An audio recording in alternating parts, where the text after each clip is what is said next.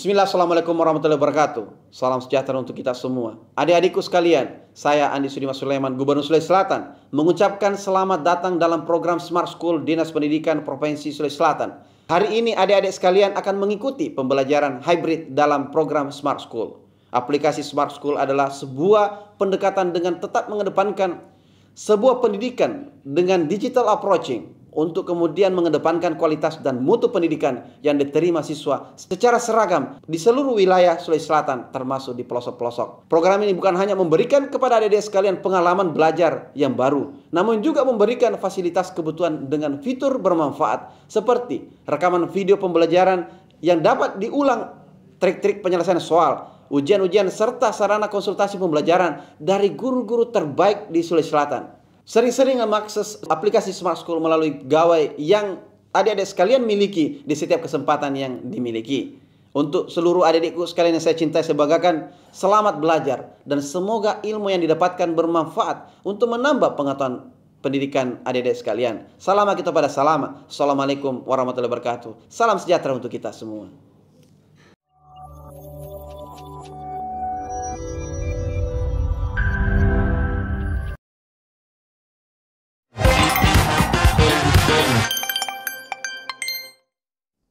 Assalamualaikum warahmatullahi wabarakatuh. Selamat siang dan salam sejahtera untuk kita semua. Salam hormat saya kepada Bapak Ibu Guru Pendamping yang masih setia mendampingi adik-adik untuk mengikuti pembelajaran skolastik pada hari ini. Salam cerdas juga untuk adik-adik andalan Sulawesi Selatan. Nah adik-adik, jangan bosan-bosannya ya bertemu dengan kakak. Hari ini kita akan membahas materi skolastik bahasa Indonesia, tentunya bersama saya Nur Fadilah. Generasi Smart School berkarakter cerdas Ki.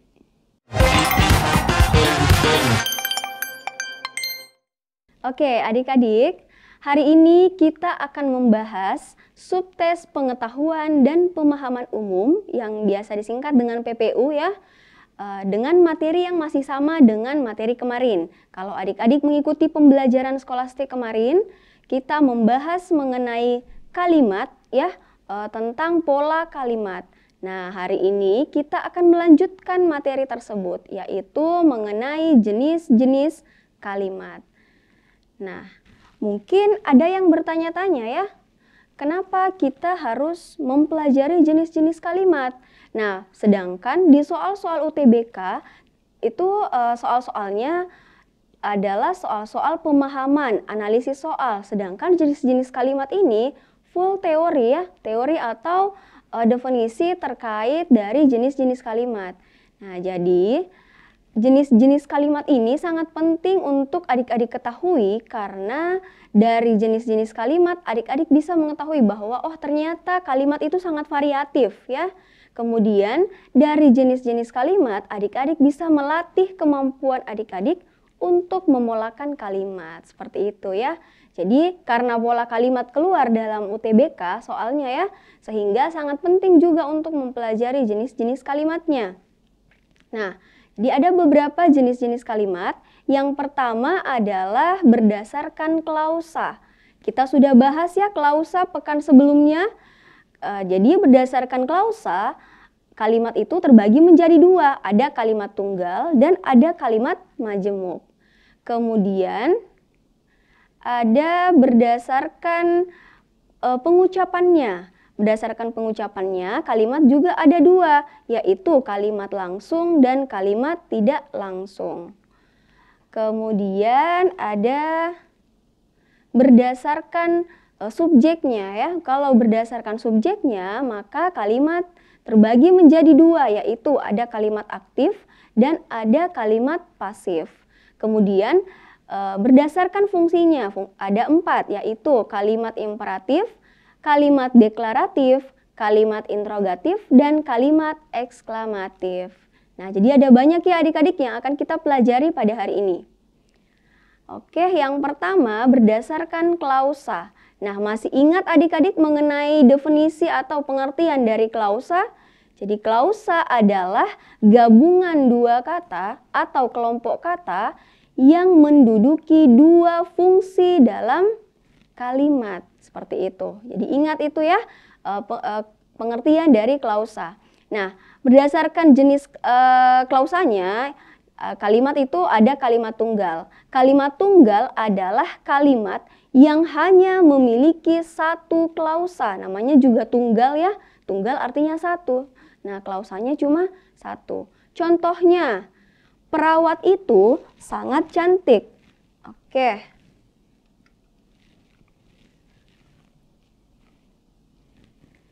Perawat itu sangat cantik.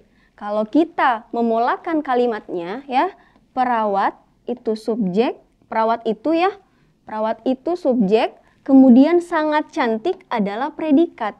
Nah, subjek dan predikat itu adalah klausa gitu. Jadi klausa itu gabungan kata yang menduduki dua fungsi dalam kalimat. Nah, contohnya seperti ini, sehingga ada satu subjek, ada satu predikat, sehingga disebut dengan kalimat tunggal. Contoh berikutnya ya, Ayu melukis pemandangan. Ayu adalah subjek, melukis adalah predikat, pemandangan adalah objek. Nah, kalimat ini juga tergolong ke dalam kalimat tunggal. Kenapa? Karena memiliki satu subjek, satu predikat, dan satu objek ya. Contoh berikutnya, ayah seorang polisi. Ayah adalah subjek, seorang polisi adalah predikat. Nah, seperti itu. Jadi, satu subjek, satu predikat. Kemudian, contoh berikutnya lagi. Anak yang imunisasi ada 30 orang. Anak yang imunisasi itu subjek, ada 30 orang itu adalah predikat gitu. Jadi masing-masing punya satu subjek, satu predikat sehingga dikatakan sebagai kalimat tunggal ya. Oke, adik-adik harus sudah paham untuk kalimat tunggal ya. Kita lanjut ke jenis kalimat berikutnya, kalimat majemuk. Kalimat majemuk adalah kalimat yang terdiri dari dua atau lebih klausa. Jadi klausanya ada dua atau lebih. Nah, contohnya ya. Nah, untuk kalimat majemuk ada beberapa jenisnya lagi. Jadi ada kalimat majemuk setara. Kalau majemuk setara artinya antar klausa memiliki kedudukan yang setara. Contoh misalnya, ibu memasak sayuran dan ayah mencuci mobil. Nah, di sini nanti kita akan melihat ya, ibu adalah subjek, memasak adalah predikat, sayuran adalah objek. Kemudian ada dan ya. Dan ini adalah konjungsi setara. Kalau adik-adik masih ingat pada pertemuan sebelumnya. Jadi dan ini tergolong ke dalam konjungsi setara ya. Kemudian ayah itu subjek, mencuci predikat, mobil objek. Nah, adik-adik bisa lihat ya. Ada dua subjek, ada dua predikat, dan ada dua objek. Gitu. Jadi sehingga tergolong ke dalam kalimat majemuk setara. Karena polanya sama ya. Antar satu kalimat dengan kalimat berikutnya itu memiliki pola yang sama. Seperti itu. Dan memiliki konjungsi yang setara. Contohnya lagi ya. Adiknya rajin, subjek. Rajin ini predikat. Sedangkan ya, sedangkan di sini juga adalah konjungsi setara ya. Kemudian ia itu subjek, malas itu predikat. Nah, sama-sama polanya SP seperti itu sehingga dikatakan majemuk setara. Kemudian kalimat majemuk bertingkat. Nah, adapun kalimat majemuk bertingkat adalah antar klausa memiliki kedudukan tidak setara gitu. Tidak setara maksudnya adalah ada klausa inti dan ada klausa bawahannya. Contoh, kami pergi ke rumah nenek ketika dia datang. Nah, polanya adalah kami itu subjek, pergi itu predikat, ke rumah nenek. Ingat ya adik-adik, ada penanda keterangan, ada preposisi, artinya ada penanda keterangan. Ini termasuk keterangan. Ketika ini adalah konjungsi bertingkat ya. Dia datang, subjek, predikat. Nah, kalau kita lihat dari kalimat inti atau klausa inti ada di sini ya. Kami pergi ke rumah nenek. Ketika dia datang. Ketika dia datang itu adalah klausa bawahannya. Jika kita lihat polanya itu berbeda, SPK, sedangkan klausa bawahannya cuma SP, seperti itu. Itu yang dikatakan dengan majemuk bertingkat ya. Kemudian contoh berikutnya, Ani mencuci tas sekolahnya supaya terlihat bersih. Ani itu subjek, mencuci itu predikat, tas sekolahnya adalah objek. Supaya, ya ini juga konjungsi ya, terlihat bersih, predikat dan pelengkap. Seperti itu. Berbeda ya polanya antara klausa inti dan klausa bawahan. Sehingga dikatakan sebagai kalimat majemuk bertingkat. Seperti itu. Jadi adik-adik sudah bisa ya membedakan antara kalimat majemuk setara dengan bertingkat. Kemudian jenis kalimat berdasarkan pengucapannya. Nah ada kalimat langsung. Kalimat langsung adalah menggambarkan ucapan atau perintah dari seseorang. Contoh, ibu bertanya, kapan kamu pulang? Nah, kapan kamu pulang di sini adalah kalimat langsung ya, karena diapit oleh dua tanda petik ya, tanda petik dua. Kemudian ada kalimat tidak langsung. Kalimat tidak langsung artinya mendeskripsikan kembali ucapan seseorang. Contoh misalnya, mereka berkata bahwa semua orang memiliki hak untuk berkarya di jalur masing-masing. Nah, seperti itu. Jadi, bedanya kalau tidak langsung itu berarti perkataan orang lain yang dibuatkan dalam kalimat. Seperti itu. Oke, kita lanjut. Jenis kalimat berdasarkan subjeknya. Nah, berdasarkan subjeknya ada kalimat aktif. Kalimat aktif adalah di mana subjeknya berperan sebagai pelaku atau melakukan pekerjaan. Nah, ingat adik-adik ya, berdasarkan subjeknya ini adalah bagian atau jenis-jenis kalimat yang paling sering muncul juga dalam soal-soal UTBK. Jadi adik-adik harus mengetahui yang mana yang disebut kalimat aktif dan yang mana yang disebut kalimat pasif. Nah, ciri-ciri untuk kalimat aktif yaitu imbuhan, dalam hal ini imbuhan predikatnya ya, biasanya adalah mendapatkan imbuhan atau ber. Gitu. Kemudian kalimat aktif diklasifikasikan menjadi dua, diantaranya kalimat aktif transitif dan kalimat aktif intransitif. Nanti kita akan bahas transitif itu apa, intransitif itu apa. Contohnya ya, petani sedang mencangkul sawah. Nah, di sini petani adalah subjek, sedang mencangkul adalah predikat. Kalau kalimat aktif mendapatkan imbuhan ya. Ini dia imbuhannya. Imbuhan ya, tetapi imbuhan di sini dia mendapatkan kombinasi tambahan n ya, mencangkul sawah. Sawah di sini adalah objeknya. Oke, seperti itu ya. Kemudian contoh berikutnya, saya subjek membeli predikat mobil baru. Di sini bisa objek, baru di sini bisa pelengkap. Ya, seperti itu.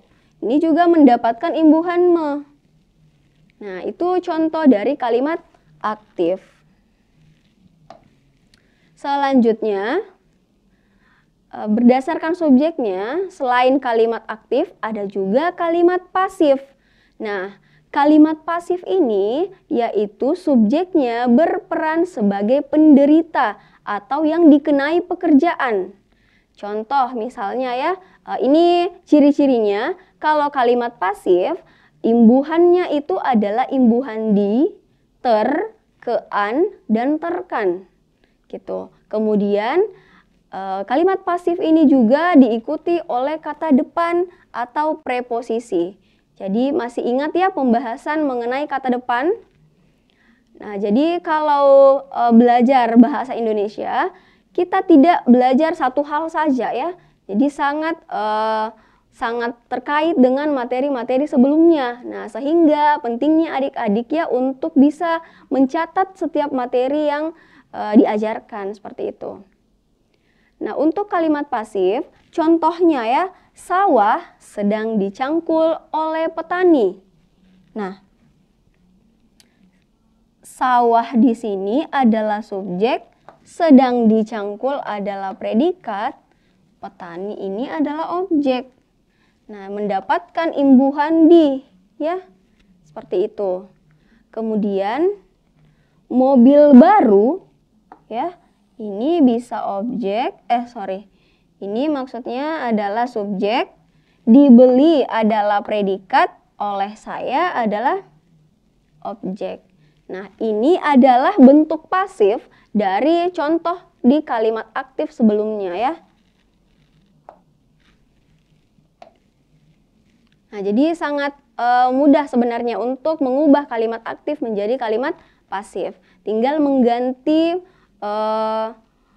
dari predikatnya, imbuhan predikatnya, dan mengubah objek dan subjeknya ya. Nah, ini adalah tips ya, tips untuk mengubah kalimat aktif menjadi kalimat pasif. Sudah kakak jelaskan ya, memindahkan objek kalimat aktif menjadi subjek dalam kalimat pasif yang sudah kita lakukan tadi ya. Kemudian demikian pula sebaliknya, demikian pula subjeknya ya. Subjeknya juga menjadi objek dan objeknya menjadi subjek. Kemudian mengubah bentuk verba berprefiks men menjadi verba berprefiks di atau diper. Ya. Nah, seperti pada gambar ini. Jadi kalau kalimat aktif, subjek, predikat, objek mendapatkan imbuhan men. Kalau kita ubah menjadi kalimat pasif, maka objek yang ada di sini itu kita jadikan sebagai subjek ya. Kita jadikan subjek. Sedangkan subjek yang ada di kalimat aktif kita pindahkan menjadi pelengkap atau bisa juga ya menjadi pelengkap di kalimat pasifnya. Contohnya ya seperti ini. Kakak memakan sushi. Jadi kakak di sini adalah subjek, memakan adalah predikat, sushi adalah objeknya.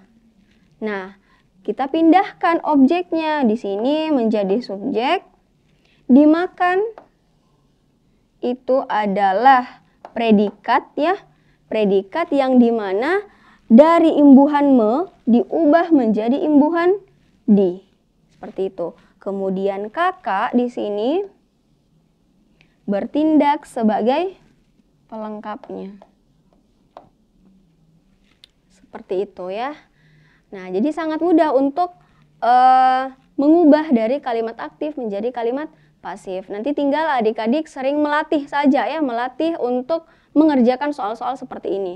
Karena soal kalimat aktif ini, aktif pasif ini sangat sering muncul ya di soal-soal UTBK. Nah, kemudian berdasarkan fungsinya ya, berdasarkan fungsinya kalimat itu ada yang pertama, ada kalimat imperatif. Nah, kalimat imperatif ini adalah kalimat yang memberikan perintah kepada orang lain. Contohnya, mohon para pengunjung tidak merokok di ruangan ini. Nah, itu adalah perintah ya.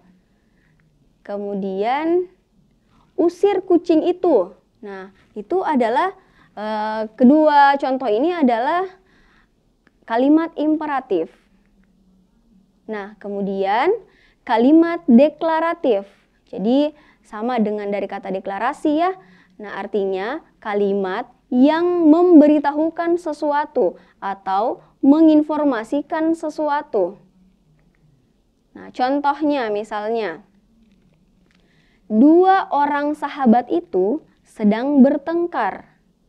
Jadi, kalimat ini menginformasikan bahwa oh, ternyata ada dua orang sahabat yang sedang bertengkar. Nah, seperti itu. Atau misalnya, contoh berikutnya ya, acara pelatihan guru se-Sulawesi Selatan diadakan oleh Gubernur Sulawesi Selatan. Nah, itu adalah kalimat deklaratif karena menginformasikan terkait dengan acara pelatihan guru ini. Gitu. Kemudian kalimat berikutnya, kalimat interrogatif. Nah, ini dari kata interogasi. Ya, kalau diinterogasi berarti ditanya-tanya. Nah, apa yang kita ingin ketahui ya tentunya memperoleh suatu informasi atau reaksi dari orang lain. Gitu. Contoh kalimatnya. Apa yang kamu beli di supermarket? Nah, gitu. Jadi ada informasi yang akan kita peroleh dari kalimat yang kita tanyakan. Tuh, atau misalnya contohnya, apakah kamu memukul korban? Nah, itu jawabannya ya atau tidak. Itu jadi ada informasi ya atau tidak. Ada juga kalimat interrogatif yang dimana kita mendapatkan informasi baru. Seperti yang contoh di atas ini. Apa yang kamu beli di supermarket? Gitu. Kemudian kalimat eksklamatif. Nah, kalimat eksklamatif ini yaitu kalimat yang merupakan perasaan emosi yang kuat dan diakhiri tanda baca seru. Contoh, wah bagus sekali pemandangannya. Gitu. Jadi ada tanda seru ya di belakangnya. Dan ini merupakan perasaan mengungkapkan ya perasaan seseorang bahwa oh bagus sekali pemandangannya. Oh dia merasa senang dengan pemandangannya. Seperti itu. Kemudian alangkah baiknya anak itu. Gitu. Jadi kalimat ini menunjukkan perasaan seseorang bahwa oh dia menilai baik anak itu. Seperti itu ya. Nah, ini adalah kalimat verba. Jadi kalimat verba ini adik-adik jadi kalimat verba ada dua ya. Ada verba transitif dan ada verba intransitif. Oke, kita lihat dulu perbedaannya ya. Kalau transitif artinya kalimat yang predikatnya adalah kata kerja yang menghendaki objek. Jadi jadi predikatnya itu dia butuh objek. Jadi predikatnya itu adalah kata kerja yang butuh objek. Contoh, kucing itu menangkap seekor tikus. Nah, predikatnya di sini adalah menangkap. Kalau misalnya tidak ada seekor tikus ya, maka kalimatnya menjadi kucing itu menangkap. Nah, jadi kalimatnya menjadi tidak sempurna. Kucing itu menangkap apa? Gitu. Jadi kata menangkap di sini itu harus disambung lagi dengan objek sesuatu ya, seekor tikus supaya kalimatnya menjadi sempurna. Kemudian contoh berikutnya, dia menghabiskan 2 piring nasi goreng itu sendirian. Nah, di sini yang bertindak sebagai predikat adalah menghabiskan. Kenapa menghabiskan itu butuh masuk ke dalam transitif? Karena memang membutuhkan informasi berikutnya. Kalau misalnya ini kita hapus ya, dihapuskan 2 piring nasi goreng itu sendirian, maka kalimatnya menjadi dia menghabiskan. Dia menghabiskan, nah kalimatnya akan menjadi tidak sempurna atau tidak logis ya. Gitu. Jadi transitif, verba transitif itu adalah kalimat yang dimana predikatnya itu butuh objek. Jadi kalau misalnya tidak ada objeknya, maka kalimat akan menjadi tidak logis. Kemudian, verba intransitif. Verba intransitif adalah kalimat yang predikatnya adalah kata kerja yang tidak menghendaki objek. Jadi tidak butuh objek. Gitu. Jadi kalimat tersebut tidak menggunakan objek. Contoh, anak-anak itu bermain sepak bola. Nah, di sini anak-anak itu bertindak sebagai subjek, kemudian bermain itu bertindak sebagai predikat, sepak bola di sini tidak bertindak sebagai objek ya, tetapi bertindak sebagai pelengkap gitu. Nah, kenapa ya? Karena sepak bola di sini, kalimat ini ya tidak bisa kita pasifkan. Ingat pola kalimat tentang unsur objek ya, ciri-cirinya. Objek itu dikatakan objek ketika dia bisa dipasifkan. Nah, sementara kalau sepak bola kita pasifkan ya, kalau kita pasifkan berarti kita maju ke depan untuk sepak bolanya dijadikan subjek. Sepak bola dimain, ini akan berubah nanti ya, menjadi dimain oleh anak-anak itu. Sepak bola dimain oleh anak-anak itu. Nah, kalimatnya menjadi tidak logis. Dimain itu apa? Gitu ya. Nah, jadi sudah benar di sini sepak bola bertindak sebagai pelengkap, bukan objek. Dan kemudian ya, untuk contoh berikutnya. Burung-burung itu bersahut-sahutan di dahan pohon. Nah, burung-burung itu adalah subjek. Bersahut-sahutan itu adalah predikat. Di dahan pohon, ingat adik-adik, ada penanda keterangan, ada preposisi di sini ya. Berarti ini adalah keterangan. Nah, ini tidak ada objeknya, gitu. Bisa juga ya, misalnya kalau kita menghapus ini, ya menghapus di dahan pohon, burung-burung itu bersahut-sahutan. Oke, jelas kalimatnya bahwa oh burung-burung itu bersahut-sahutan, gitu. Karena tidak membutuhkan objek ya.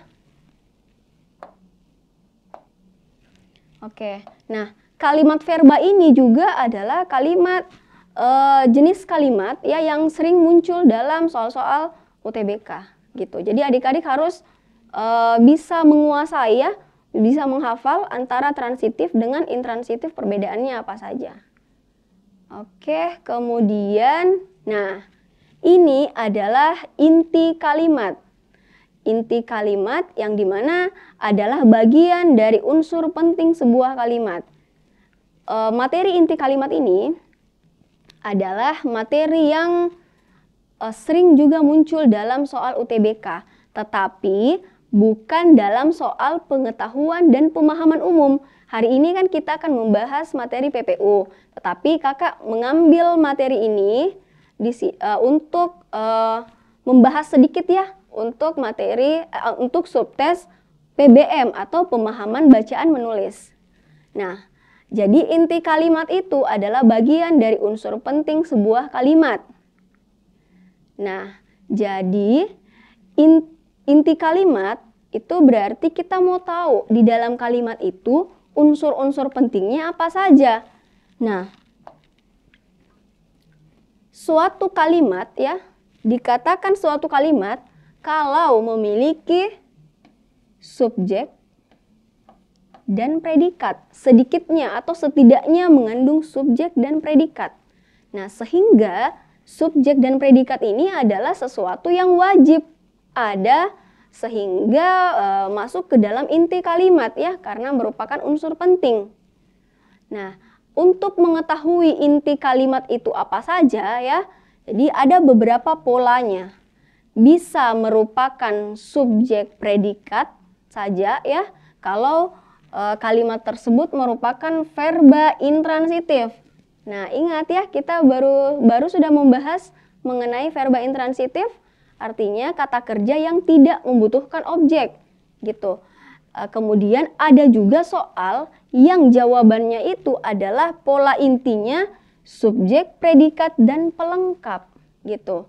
Kalau kalimat tersebut merupakan verba intransitif. Nah, ini tergantung lagi jenis soalnya adik-adik atau jenis kalimatnya. Kalau kalimatnya mengharuskan ada pelengkap, maka pola inti yang ini yang menjadi jawabannya gitu. Tapi kalau tidak mengharuskan, berarti ini menjadi jawabannya. Itu jadi tergantung lagi ya dari konteks kalimatnya. Kemudian ada juga pola inti subjek, predikat, dan objek. Nah, ini untuk verba transitif atau kata kerja yang membutuhkan objek. Nah, tetapi ada juga yang pola kalimatnya subjek, predikat, objek, dan pelengkap gitu. Kalau jenis kalimatnya itu adalah transitif. Tetapi lagi-lagi ya adik-adik ini bergantung dari konteks kalimatnya gitu. Kalau kalimatnya di opsi yang mengharuskan ada objek dan pelengkap masuk ke dalam inti kalimat, maka polanya harus seperti itu gitu. Nah, kira-kira ada tidak satu unsur yang belum masuk dalam pola inti kalimat ini? Ada ya adik-adik, yaitu unsur K atau keterangan ya. Nah, kenapa tidak ada keterangan dalam inti kalimat? Iya, karena keterangan ini adalah informasi tambahan sebenarnya ya. Informasi tambahan. Informasi tambahan tidak perlu ada di dalam inti kalimat ya. Jadi kalau ada kalimat, ada kemudian kita memulakan kalimatnya yang diminta adalah inti kalimat, lalu ada keterangan pada opsinya ya. Nah, itu sudah bisa kita coret gitu. Ya, jadi keterangan tidak masuk ke dalam pola inti kalimat. Nah, berikutnya ini adalah ada tips ya. Ingat, bisa dicatat juga ya adik-adik. Ada tips untuk menentukan inti dari sebuah kalimat. Yang pertama, pahami dulu kalimatnya gitu. Jadi kalau ada soal diberikan kalimat, pahami dulu kalimatnya ini membahas tentang apa gitu. Kemudian yang kedua, tentukan yang mana subjek, yang mana predikat, atau menentukan pola kalimatnya dulu ya. Ya, ada subjek kah, ada predikat kah, ada objek, pelengkap atau keterangan. Nah, yang ketiga, kalau di kalimat itu ada keterangan, hilangkan keterangannya ya. Tidak perlu kita melirik-lirik keterangannya di opsi gitu. Kemudian yang keempat, kalau sudah dihilangkan keterangannya, sederhanakan subjek, sederhanakan predikat, atau pola yang lainnya. Karena seperti pada pertemuan kemarin ya adik-adik, kita membahas pola kalimat, ternyata subjek itu bukan cuma satu atau dua kata saja, tetapi banyak, ada beberapa soal yang kalimat beberapa kata itu termasuk ke dalam subjek, atau predikat itu termasuk ke dalam subjek. Nah, itu bisa kita sederhanakan gitu. Tidak semuanya diambil menjadi inti dari subjek gitu ya. Oke, jadi ini harus kalian ingat. Pahami kalimat, tentukan subjek dan predikat, hilangkan keterangan, dan sederhanakan subjek dan predikatnya ya. Oke, selanjutnya kita akan membahas contoh soal. Nah, contoh soal yang pertama adalah ini ada sebuah kalimat yang diminta adalah inti kalimatnya. Oke, baru-baru kita bahas ya. Untuk memberikan pelayanan bagi wisatawan yang umumnya adalah keluarga, penduduk setempat membangun dan menyewakan puluhan penginapan sederhana yang terbuat dari kayu beratap rumbia. Nah, bagaimana tipsnya? Yang pertama kita harus pahami dulu kalimatnya. Oh, ternyata kalimat ini itu membahas mengenai pelayanan bagi wisatawan Gitu. Oh, ternyata ada penduduk setempat itu membangun dan menyewakan penginapan gitu. Nah, kemudian tentukan subjek predikatnya ya, kita menentukan polanya. Oke. Jadi, untuk memberikan pelayanan bagi wisatawan yang umumnya adalah keluarga, itu kira-kira bertindak sebagai apa adik-adik? Apakah ada yang tahu ini bertindak sebagai apa? Gitu, ini sangat panjang ya. Untuk memberikan pelayanan bagi wisatawan yang umumnya adalah keluarga, koma, ingat ada tanda koma di awal ya. Berarti bertindak sebagai keterangan ya. Kenapa keterangan? Karena ada penanda keterangannya. Ada untuk. Untuk di sini adalah preposisi ya, kata depan. Gitu. Jadi salah satu ciri dari keterangan adalah ada penanda keterangannya berupa preposisi atau konjungsi. Dan biasanya keterangan yang berada di awal kalimat itu akan disertai dengan tanda koma. Gitu. Nah, kemudian selanjutnya penduduk setempat itu bertindak sebagai subjek. Kemudian membangun dan menyewakan itu bertindak sebagai predikat. Kalau bingung, tentukan dulu ya. Kemarin kakak sudah jelaskan bagaimana menentukan subjek. Misalnya menjawab pertanyaan apa dan siapa. Karena ini adalah orang ya, berarti siapa. Coba kita masukkan ke dalam konteks kalimat. Siapa yang membangun dan menyewakan? Jawabannya adalah penduduk setempat. Nah, jadi sudah benar penduduk setempat ini adalah subjek. Dan membangun dan menyewakan adalah predikat. Kemudian puluhan penginapan sederhana. Ini kira-kira bertindak sebagai apa ya? Unsur. Oke, apakah bertindak sebagai objek atau pelengkap? Nah, ini yang kadang adik-adik itu masih bingung menentukan yang mana objek, yang mana pelengkap. Ingat, kalau objek berarti kalimatnya bisa dipasifkan, tetapi kalau pelengkap tidak dapat dipasifkan. Coba kita pasifkan ya kalimatnya.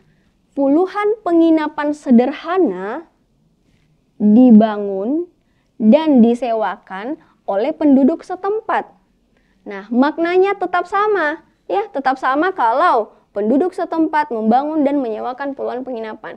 Berarti puluhan penginapan sederhana ini adalah objek ya. Nah, sekarang ada lagi nih yang terbuat dari kayu beratap rumbia.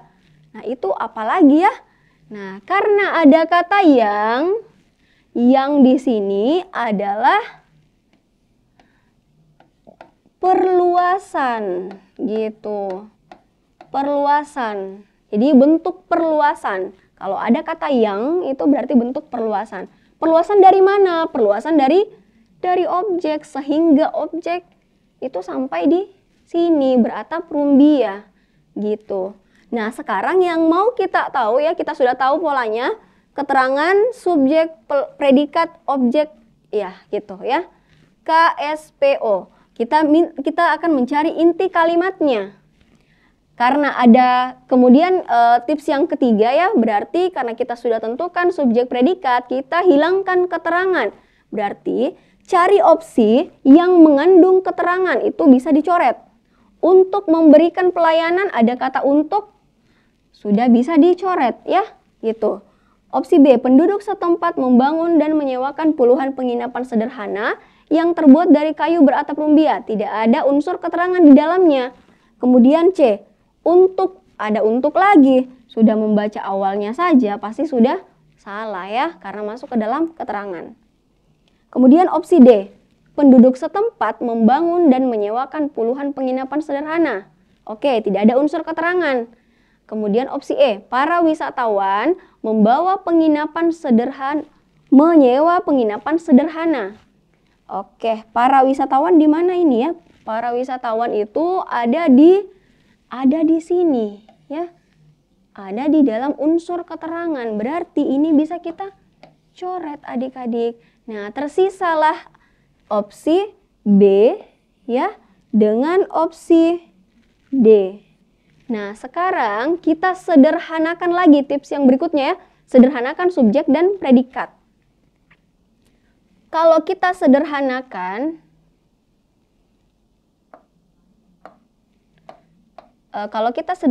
ya, penduduk setempat ini tidak bisa lagi disederhanakan karena sudah sederhana. Ya, kalau kita hapus penduduk, ya tinggal setempat, menjadi berbeda maknanya ya. Jadi ini sudah benar, penduduk setempat. Kemudian predikat, kalau kita sederhanakan predikat, membangun dan menyewakan. Apakah ada yang bisa kita hapus dari membangun dan menyewakan? Tidak ada ya, ini sudah sederhana. Jadi ini juga sudah benar. Penduduk setempat, membangun dan menyewakan. Nah, tinggal objeknya yang kita lihat. Puluhan penginapan sederhana yang terbuat dari kayu beratap rumbia. Gitu. Apakah harus diambil semuanya atau harus kita sederhanakan? Tentunya harus disederhanakan ya. Ada kata yang sudah kakak sebutkan bahwa kata yang ini adalah perluasan. Nah, karena hanya merupakan perluasan sehingga perlu kita hilangkan ya. Tidak apa-apa kita tidak mengambil ini gitu. Jadi yang terbuat dari kayu beratap rumbia itu tidak masuk ke dalam kalimat inti ya atau inti objek gitu. Jadi inti objeknya hanya berupa puluhan penginapan sederhana. Gitu. Jadi sampai di sini ya. Nah, berarti kalau kita lihat dari opsi yang tepat adalah kalau B ada ini ya, masih ada kata yang. Gitu. Ini juga salah. Nah, sehingga jawaban yang tepat adalah opsi D. Seperti itu ya. Iya, banyak sekali ya yang jawab D. Oke, oh masih ada yang menjawab B. Oke, tidak apa-apa ya. Kita masih belajar. Tidak masalah. Nah itu ya adik-adik, ingat inti kalimat itu hanya mengambil inti subjek, inti predikat, inti objek atau inti pelengkap ya jika membutuhkan objek atau pelengkap. Ini tergantung konteks kalimatnya lagi gitu. Nah, lanjut. Wah, ini ada bacaan yang cukup panjang ya. Cukup melelahkan mata untuk membacanya. Tetapi kita langsung saja ke soalnya. Kalimat manakah yang paling tepat sebagai kalimat inti nomor 6? Oke, kita hanya fokus di kalimat nomor 6. Oke, kita kembali ke kalimatnya ya. Melihat kalimat 6. Kita coba baca dulu. Beberapa aktivitas dapat dilakukan untuk subsektor ini. Di antaranya, industri dikelola dari hulu ke hilir, dilakukan kerjasama dengan berbagai asosiasi untuk meningkatkan penggunaan desain produk lokal Indonesia, dan didirikan pusat desain sebagai pusat lintas subsektor. Nah, panjang sekali ya kalimatnya. Oke, kita karena sudah tahu ya kalimatnya ini membahas mengenai beberapa aktivitas yang dapat dilakukan untuk subsektor ini. Subsektor ini maksudnya adalah subsektor desain produk gitu. Kita coba menentukan dulu ya yang mana subjek, predikat, dan seterusnya jika ada ya. Beberapa aktivitas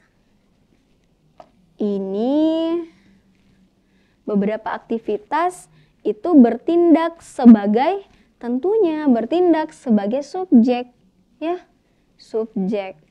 Lalu dapat dilakukan di sini itu bertindak sebagai, ada kata kerja ya, dilakukan. Itu bertindak sebagai predikat. Nah, untuk subsektor ini, lihat adik-adik, untuk, ada kata untuk itu preposisi artinya penanda keterangan. Sehingga untuk subsektor ini bertindak sebagai keterangan. Kemudian apalagi di antaranya industri dikelola dari hulu ke hilir dan seterusnya ya sampai ke sini. Itu kan merupakan perincian ya, berarti sama. Nah, di antaranya sampai ke pusat lintas subsektor itu adalah bagian dari keterangan. Kenapa? Karena ada kata ada di sini bertindak sebagai preposisi, penanda keterangan gitu. Berarti kalau kita menuju ke opsi ya, melihat opsinya yang mengarah ke keterangan itu bisa kita coret sebenarnya ya. Oke, kita coba melihat dulu di opsinya. Nah, kalau opsi A, beberapa aktivitas dilakukan, kita lihat beberapa aktivitas dilakukan, beberapa itu subjek, dapat dilakukan itu predikat. Oke, berarti bisa jadi alfa ya. Kalau kita lihat lagi, opsi B, industri dikelola dari hulu ke hilir. Nah, industri itu ada di sini ya. Itu bagian dari keterangan. Berarti bisa kita coret ya. Bisa kita tinggalkan. Kalau C, aktivitas subsektor mengelola industri. Aktivitas subsektor untuk meningkatkan kerjasama. Jadi kalau aktivitas subsektor itu berarti juga masuk di keterangan ya. Masuk di keterangan. Nah, sehingga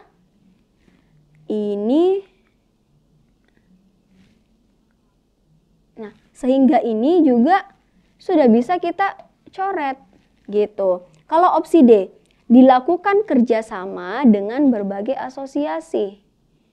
Dilakukan kerjasama berbagai asosiasi. Itu juga masuk ke dalam keterangan. Nah, sedangkan keterangan kan tidak ada di dalam inti kalimat. Berarti opsi D ini salah ya. Opsi E, didirikan pusat desain sebagai pusat lintas subsektor. Kita lihat ada di bagian keterangan lagi, didirikan pusat desain sebagai pusat lintas subsektor di sini ya. Nah, jadi gampang adik-adik, kita sudah bisa mengetahui yang mana jawaban yang tepat, yaitu ada di opsi alfa ya. Nah, ada di opsi alfa. Beberapa aktivitas dilakukan gitu. Jadi ini oke, semua sudah jawab A ya. Iya, betul sekali. Jadi mudah ya adik-adik untuk mengerjakan inti kalimat seperti ini. Nah, di sini kakak mau mengingatkan lagi, di sini kan opsinya adalah beberapa aktivitas dilakukan. Nah, sedangkan kalau kita lihat subjek dan predikat ya, beberapa aktivitas ini dapat dilakukan. Nah, kenapa di opsi itu dapatnya hilang? Tidak ada ya. Nah, jadi seperti tips yang sudah kakak berikan bahwa sederhanakan subjek, sederhanakan predikat. Karena subjeknya sudah sederhana, tidak perlu lagi ada yang dihilangkan. Nah, tinggal ini predikatnya. Dapat dilakukan. Dapat di sini itu bisa kita hilangkan, bisa dihapus.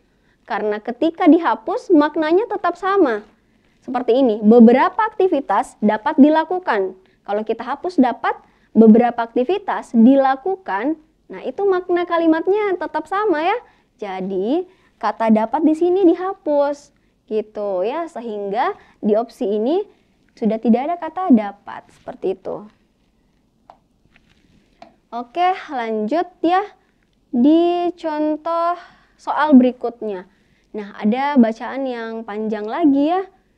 Nah, kita langsung ke soalnya.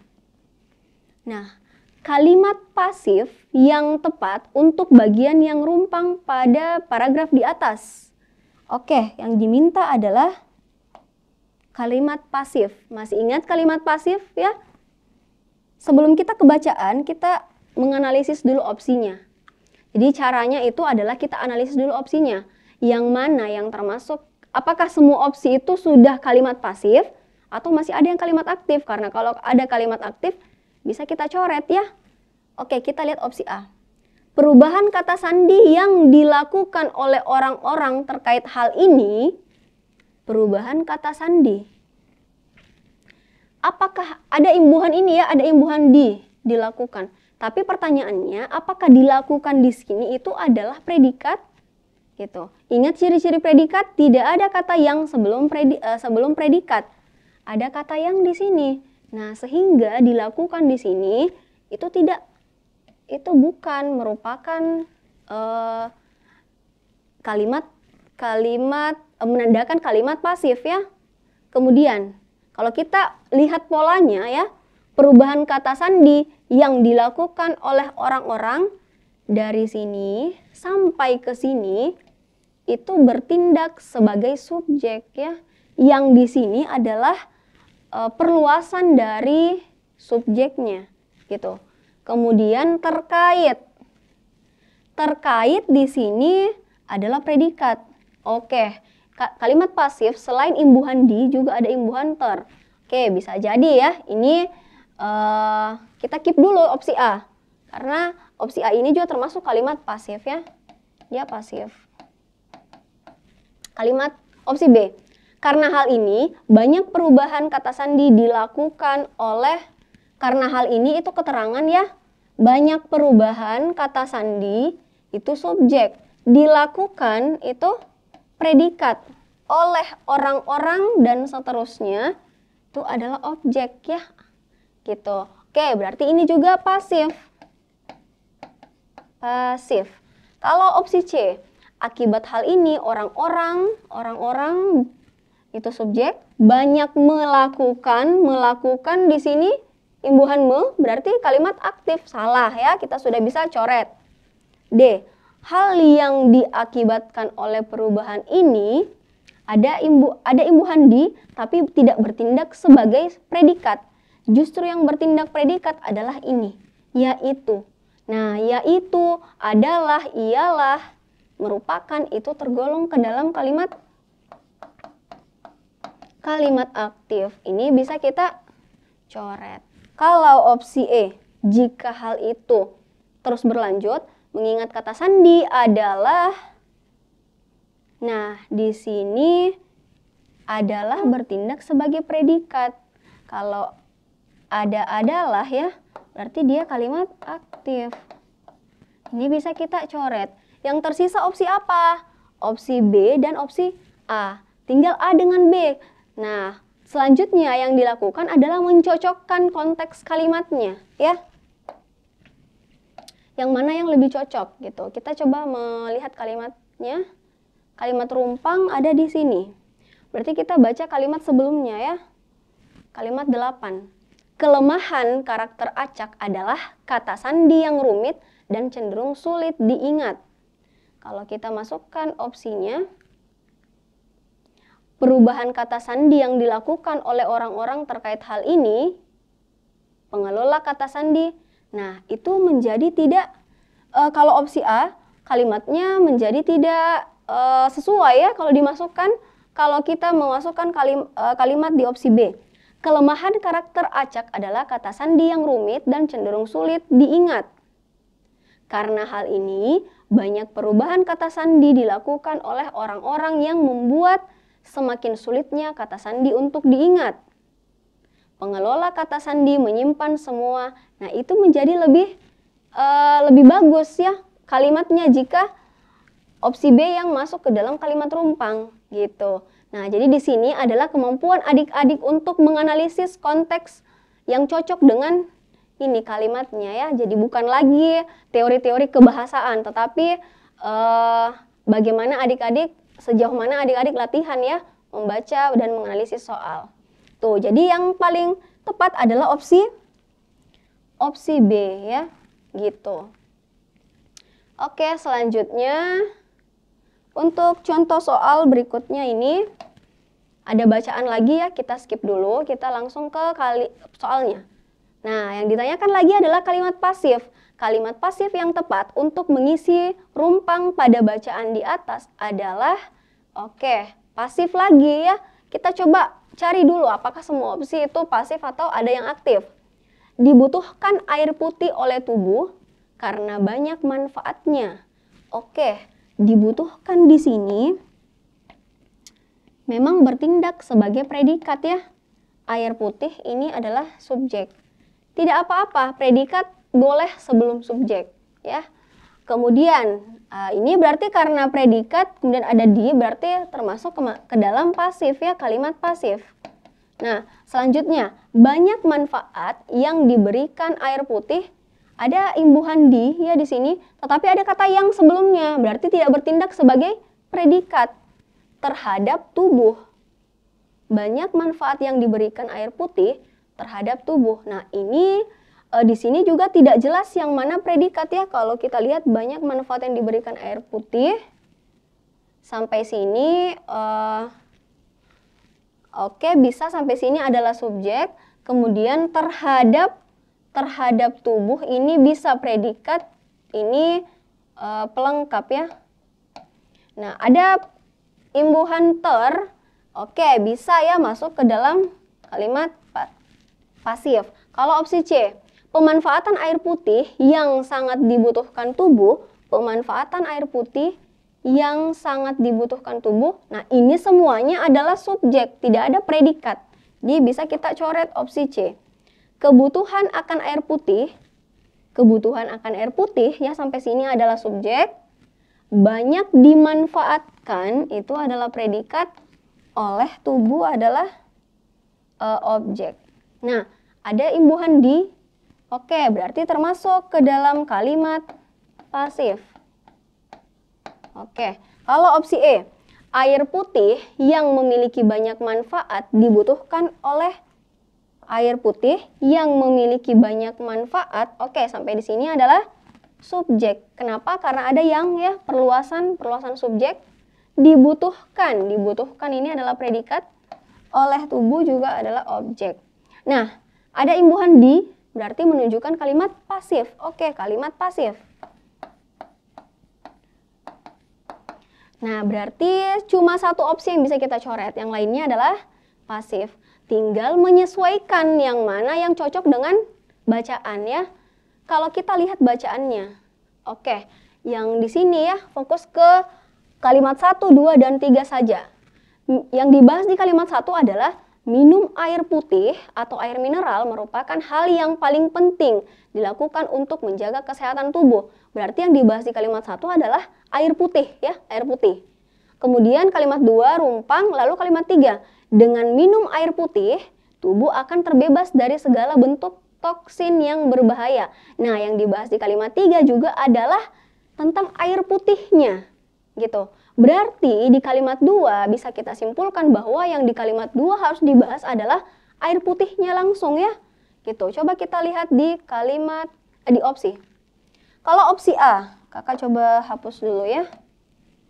Nah, kalau opsi A yang dibahas di sini adalah dibutuhkan air putih. Dibutuhkan air putih ini ya, karena bertindak sebagai yang dibahas adalah dibutuhkan air putihnya gitu.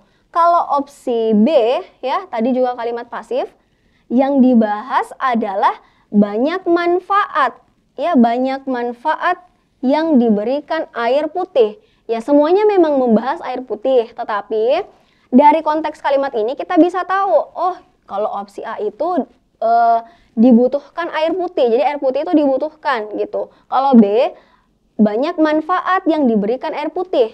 Nah, kalau opsi C tidak ya, kebutuhan akan air putih. Opsi D itu juga dibahas kebutuhan akan air putih gitu. Kalau opsi E yang dibahas adalah air putih yang memiliki banyak manfaat. Yang dibahas di E adalah air putihnya gitu. Berarti opsi yang paling sesuai untuk mengisi bagian rumpang adalah opsi E ya, gitu. Nah, seperti itu adik-adik. Jadi di sini selain teori-teori kebahasaan yang harus adik-adik kuasai, adik-adik juga harus banyak-banyak membaca dan melatih kemampuan ya mengerjakan soal. Karena di sini teori-teori kebahasaan tidak digunakan, tetapi langsung mencocokkan lagi dengan kalimatnya. Nah, ini kemampuan memahami bacaan ya, harus adik-adik lebih memperhatikan lagi gitu. Nah, oke, adik-adik, jadi itulah materi terkait kalimat yang sudah kita bahas. Kita sudah bahas pola kalimat, kita sudah membahas jenis-jenis kalimat.